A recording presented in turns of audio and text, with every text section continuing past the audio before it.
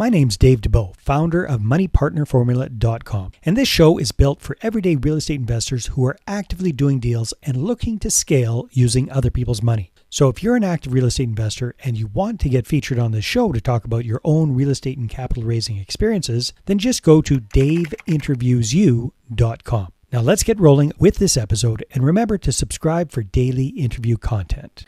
Hey folks, welcome back. Today, zooming in from the outskirts of Atlanta, Georgia, we have a very experienced real estate entrepreneur, and these days he's in the money lending business, Mr. Farley Youman. Farley, how are you doing today? How you doing, Dave? Doing good. Excellent. So Farley, give us a little snapshot of what real estate looks like for you, what you're doing in the business. I know you've been in and around real estate since around 2007 or so, and you've done lots of flips, you've done lots of different things. But what are you focusing on as of 2025? So definitely focusing mainly on loans right now, and some of these are bigger ones. One is in Tennessee, one's in Georgia, one in Florida. The one in Florida is a little bit different. And so when you say loans, expand on that. Loans to who, for what typically? Like, okay, what does that mean? Are you a mortgage broker? I would call myself a hard money lender. Occasionally, I can get other types of money up for the deal, like what I call private individual money. Somebody that maybe has a couple $100,000 wants to lend it out. But these deals, I get a lot of calls for the small flips, 200, 300,000. The three deals I'm working on lately, though, those are multi-million-dollar loans, including the one in Florida. And so, I get a wide variety of calls. Occasionally, I'll get calls for to build a gas station. They need a loan for that. So, would you say the bread and butter is kind of the flippers looking for hard money? Yeah, that's going to be the number one call. Definitely. Okay. And are you an extremely deep-pocketed kind of guy yourself, that you're lending out millions and millions of your own money, or you tapped into kind of a network of capital there? How does that work? Yeah, that's a great question. That day will come, but I don't know that I'll be doing the small flips to start with. I always say, to take it slow at first. So I might loan out a couple $100,000 when I get to that point, but doing the multi-million ones, that would be, maybe another lifetime. I'm not sure yet. So who's got the capital that you're loaning out, Farley? Well, I have a wide variety of lenders. I would say that in the 2 years I did mortgages for residential, and now 5 years with the hard money, it took me years to get the connections I have for the money. Even in the last month, I've connected with somebody out west that has connections to over 200 wholesaling units for lending. They've even done a loan on a hospital. So I'm always looking for more lenders, but I always ask them the same question. Do you have a niche? Because, there's a lot of lenders out there. So don't tell me about loan to value and all that. They all do 70 to 75% on fix and flips. Yeah. What do you do different as a lender? Then I get that information. When I talk to the clients, I'm looking for what they want. Like I had one recently, he wanted 85% on the DSCR loan. That's very rare, but I found him one that could do a purchase at 85%. So I find out what the client wants, the main one or two things. Then I use my, my connections and put it all together. So you kind of got two sides to your business. Side number one is you're looking for clients or customers who are looking to borrow money. And the other side of the business is finding lenders who are looking to loan out money. So I'm just curious about that. The lenders that you're finding, are these typically individuals that want to lend out their money, but they don't want to do the marketing and all that kind of stuff to generate the leads, or are they companies primarily, or both? Well, occasionally I get private individuals that loan out their money, but that's pretty rare. I've done it before. Yeah. Probably the most unique one I did was an individual in another state put up the money for a car wash. It was like a $200,000 loan to buy an old car wash. So that one was an individual, but usually it's a lending institution. I have big ones, medium, and smaller lending. It's not about the size. It's about, can they do what my client wants to do? That's what I'm right. And you want to have a variety of different options so that you can provide different opportunities for different clients depending on their needs. Exactly. Right. Plus, not all the lenders want to loan in different areas or for different things, I would imagine. So what do you find works best for you these days, Farley, for generating business on the client side of things, the borrower side of things? How do you get the word out about what you're up to? Well, they always say there's only three ways to really get your leads that I know of. You've got the internet, so I've written on biggerpockets.com before, and Yeah. I have gotten some calls from other states from that. You've got cold calling. I only did that about 6 months, and then That's not you've much got fun. yeah, and I mean if it really gave me leads, then I would do it. I mean, almost nobody would ever hang up on me. It wasn't that hard. But I would say 99% of my leads come by what we're doing here. We're face to face. Hmm. And the 1% that I don't get, where I have not met them face to face, I met one of their colleagues face to face. So I don't know if there's maybe one deal I've done that was outside of that. I don't know whether it's just in general you get more leads person to person, or whether I'm better in person than on the phone or internet. I'm not really sure. Well, I think people really do like to meet somebody face to face, especially for this kind of a big ticket transaction.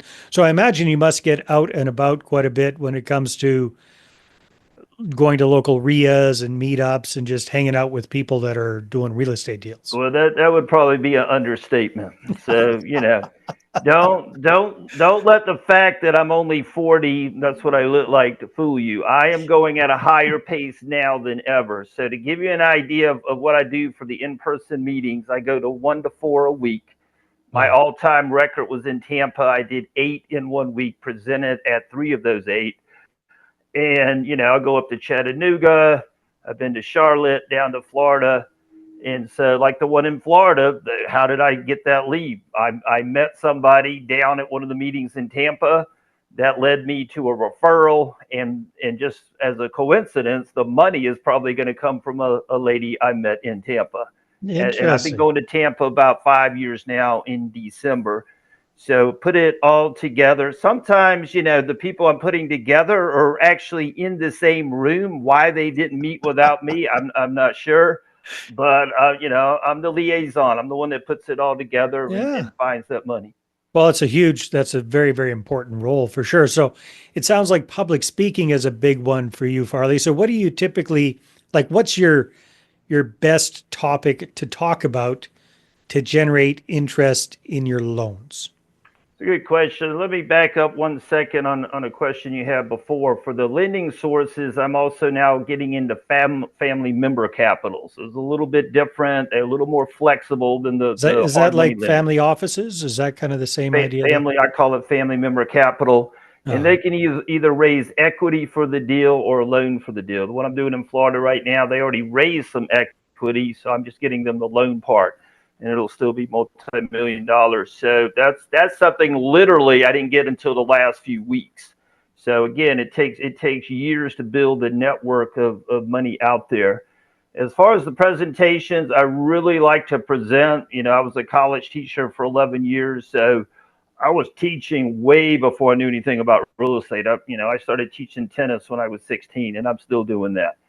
And so, the presentations, I would say, people have liked them. For some reason, I get more feedback on my partnership ones. So the hmm. biggest crowd I spoke in front of was 60 people with Georgia RIA, and Georgia RIA is probably the biggest organization in Atlanta for investors. They have a ton of meetings in all corners of Atlanta. So 60 people at that meeting in November, and I got a lot of good feedback. I'm not so sure that I necessarily present because there's about 5 or 6 topics I present on. I'm not so sure that I'm better at presenting on partnerships. It's just that I've noticed that in the 18 years of meetings I've been going to, nobody's ever done a presentation on partnerships, not that I know about. So it's unique. It's kind of like your A little bit foot in the different. door. Yeah. Exactly. And all my deals that I've done on flips, all of them, I've had a partner. So it's not like I'm just talking about partnerships. I really believe in partnerships. You're going to know some things I don't know, and I know some things you don't know. I don't know that any two people are exactly alike. So I think we're going to do better as two people in the partnership doing the deal than one. Yeah, that's good advice. Well, that's really interesting. That's a smart way to get the word out there. Now, Farley, we were talking a little bit off camera before we started recording here that you've got a really interesting loan on the go. I think you did. What do you call it? Car condominiums? Is that what you call this thing? You call different things the auto condos. So Auto just to condos. be honest with you, I thought when I first heard auto condo, and they were going to build 60 of them, I pictured a garage with a condo that you're going to live in above it. That's not what it is. What is it? Because I've never heard of this. Right? So It is for rich people to store their car. Now I don't know what a 57 Chevy's worth or certain levels of Porsche, but they're going to put Bentleys it. and whatnot. Yeah, yeah. Yeah, they're going to put it in that garage condo. It's going to be about 1,000 square feet. They will also have a community center where I guess they can hang out and brag about their cars. This is for rich people, and they will be hurricane proof. Being in that it's in Florida. I was joking with somebody yesterday. I said probably their house is not hurricane proof. So when their house goes, they'll still have their car. And so that's a very unique one. Very interesting numbers though, because to Well, build before this, we get to the numbers, I just want you to. I want to get my head around this. 1,000 square feet. That's bigger than some people's houses, for crying out loud. Bigger than a lot of apartments. You can fit more than one Maserati in 1,000 square feet. So is it like really designed for one car? Or you put, or it's for the no, collector you're that's got right. three or four cars No, in you're there? right. They can put in RVs, or they can put in a couple cars. It's whatever they can fit in there. And so it's just a different concept. They're pretty unique. So the closest by one that they're going to be doing this one, auto condos, is about 18 miles away. So it's not just numbers. The numbers look good because to build it is cost less, I would assume, because they don't need water to put in the Porsche. So it's Well, just a they need nice. water to water for their maintenance guy to wash the Porsche, Maybe right? go wash it next to the community center as all the rich people watch. So it's it doesn't cost that much to build per square Yeah. foot compared to a real condo that you live in. It sells for more per square foot. So So they part sell of them. They don't rent them. They sell these things. well, these particular ones are going to sell each Mhm. unit. So what I tell people, I mean, obviously lenders look at numbers, but we look at more than just that. We have to be confident that you can do the deal. These two clients, I mean, they've built skyscrapers, luxury condos, so we're very confident with their experience. Then we're looking at the amount of demand for the product. So, it sounds like a big demand simply because there's not a lot of them. You might say, well, there's not many rich people. There's plenty of rich people, and Yeah. they will buy these. Yeah, interesting. Well, that's a lot of fun. So that's probably makes your job interesting, seeing all of the different deals that come across your desk and having to kind of underwrite things and make sure they make Yeah, I sense. mean, I always tell people doing loans is the best way to learn real estate. So, my dad taught Latin and Greek. He always said the Latin is the way to learn all the languages. Well, I would say the loans is the way to learn pretty much all of real estate. Won't teach Very you good. how to paint, but besides that, I mean, I didn't know with a gas station loan what it would take to really build one from scratch. So I learned that 1.75 million would be about the minimum. Then Interesting. I didn't know whether you could get money from Shell or Exxon for part of the finance. The answer is yes, they will. They just get paid back when you sell the gas per gallon. So I didn't know any of that, but I'm either going to find out from the client. Clients are very nice. They got to kind of tell me what their strategy is anyway, and show me that we can feel confident in that they know their stuff. And then if they don't tell me, because this lady that called me on the gas station, she's pretty new to it, then the lender will tell me. Yeah. So all you have to do if you and I do train people to be loan reps.